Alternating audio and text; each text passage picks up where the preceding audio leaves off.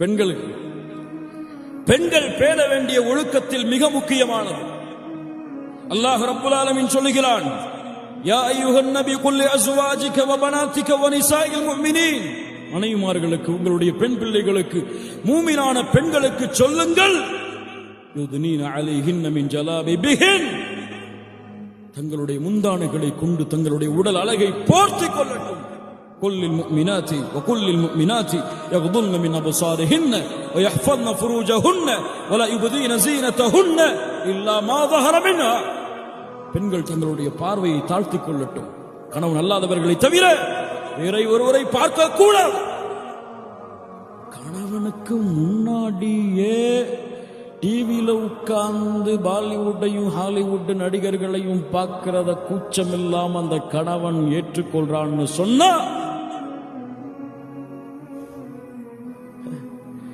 அதை பார்த்து பார்வையை தாழ்த்திக் கொள்ளட்டும், கற்பை பாதுகாத்துக் கொள்ளட்டும், அலங்காரங்கள் அனைத்தையும் மறைத்துக் கொள்ளட்டும். அல்லாஹ்வுடைய சொன்னார்கள், சின்ஃபானி மின் அஹ்லின் நார், இரண்டு கூட்டத்தார்கள் நரகவாதிகள் பார்த்ததில்லை. நிசாவுன் காசியாத்துன் ஆரியாத்துன் மாயிலாத்துன் முமிலாத், ஆடை அணிந்திருப்பாள், நிர்வாணமாக இருப்பாள், அவரும் பிறர் பக்கம் சாய்வாள், பிறரையும் அவள் பக்கம் சாய்ப்பாள். அவருடைய தலையில் பார்த்தால் ஒட்டக திமிழ்களை போன்ற கொண்டைகள். சவுதி ஹிஜாபை வாங்கிட்டு வாங்க, ஊர்ல பார்த்தா இன்னைக்கு அந்த கொண்டையோட அலைகிறாங்க நிறைய பெண்கள். உங்களுடைய பெண்கள், உங்களுடைய மனைவிமார்களுக்கு அலங்காரம் உள்ள ஹிஜாபை நீங்கள் வாங்கி கொடுத்தால் எழுதி வச்சு கொள்ளுங்க. துபாயில இருந்து ஹிஜாப் அனுப்புறவங்க எல்லாம், உங்களுடைய பெண்ணை நீங்கள் நிர்வாணமாக ஆக்குகிறீர்கள். அல்லாஹ்வுடைய தூதருடைய வார்த்தை. அந்த அழகால் பிறரையும் சாய்க்கிறாள், அவளும் சாய்கிறாள். பட்டுப்புடவை தோத்து பேர் இன்னைக்கு முஸ்லிம் பெண்கள் போடக்கூடிய ஹிஜாபு இல்ல, மாஷா அல்லாஹ், பட்டு புடவை தோத்து பேர். என்ன அலங்காரம், கையில் அலங்காரம், முதுகுல அலங்காரம், களத்தில் அலங்காரம், ஒரு கொண்ட வேற இல்ல, மாஷா அல்லாஹ். அல்லாஹ் பாதுகாத்த சாலிஹான பெண்களை தவிர அந்த பெண்கள் சொர்க்கம் நுழைய முடியாது. நரகத்தின் வாசனையை, சொர்க்கத்தின் வாசனையை இன்ன தூரத்தில் இருந்துதான் நுகர்வார்கள்.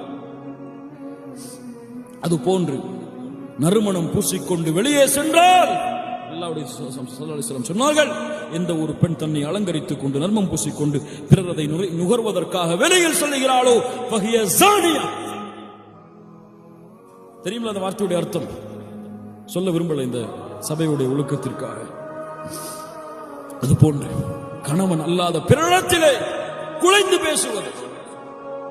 என்ன நடக்குது இன்னைக்கு ஊர்கள்ல, முஸ்லிம் ஊர்கள்ல இன்னைக்கு ஒரு பெரிய அநியாயம் நடக்குது, அதையும் சொல்லி ஆகும்.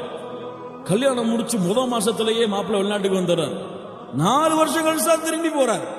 இவர் எதுக்கு கல்யாணம் பண்ணி வைக்கிறீங்க? ஸ்கைப்லையும் வாட்ஸ்அப்லையும் குடும்பம் நடத்துறதுக்கு. என்ன நடக்கிறது?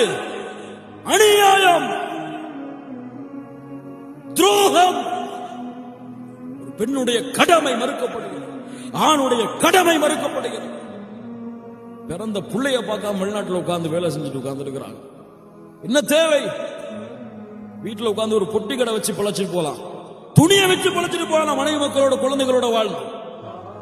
அல்லாஹ் அதற்கு வசதி கொடுக்கவில்லை என்றால் அல்லாஹ்வின் கதவை தட்டுங்கள். கேட்கிறது என்ன குறைஞ்சு போச்சு? அல்லாட்ட வசதியை கொடியா, அல்லாஹ் மனைவி மக்களோட வாழணும். அல்லாட்ட கதவை தட்டாம வெளிநாட்டில் உட்கார்ந்து கம்பெனில சம்பளம் கொடுக்கல கதவை தட்டிட்டு உட்கார்ந்து என்ன பிரயோஜனம்?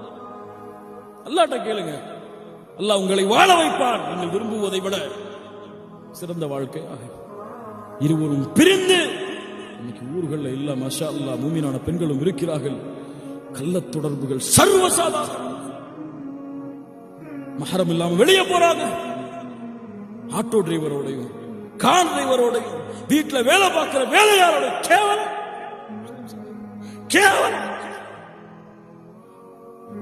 எவ்வளவு செய்திகள் கேள்விப்படும் பொழுதெல்லாம் ஏன் கணவனுக்கு கொடுக்க வேண்டிய கடமையை, மனைவிக்கு கொடுக்க வேண்டிய கடமையை கணவன் மனைவி கொடுத்திருந்தால் அல்லாஹ் ரப்புல் ஆலமீன் பாதுகாப்பானாக. அல்லாஹ் ரப்புல் ஆலமீன் சொல்கிறான், யா நிசா அன்-நபி நீங்கள் மற்ற பெண்களை போன்று அல்ல. நபிமார்கள் மனைவிமார்களே, உங்களுடைய பேச்சிலே நளினம் காட்டாதீர்கள். அல்லாஹ்வை அஞ்சினார். கடுமையாக பேசுங்கள். அந்நிய ஆண்கள் பேசினால் வளையல் போற கடையில போய் பாருங்க, ஜவுளி எடுக்கிற கடையில போய் பாருங்க, அந்த வேலையாளோட முஸ்லிம் பெண்கள் எப்படி பேசுறாங்க, என்ன செய்யறாங்கன்னு பாருங்க.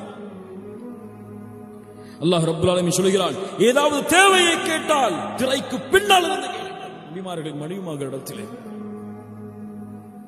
அல்லாஹ்வுடைய ரசூல் சொன்னார்கள், எந்த ஒரு பெண்ணும் பயணம் செய்யக்கூடாது மஹரமுடைய துணை இல்லாமல்.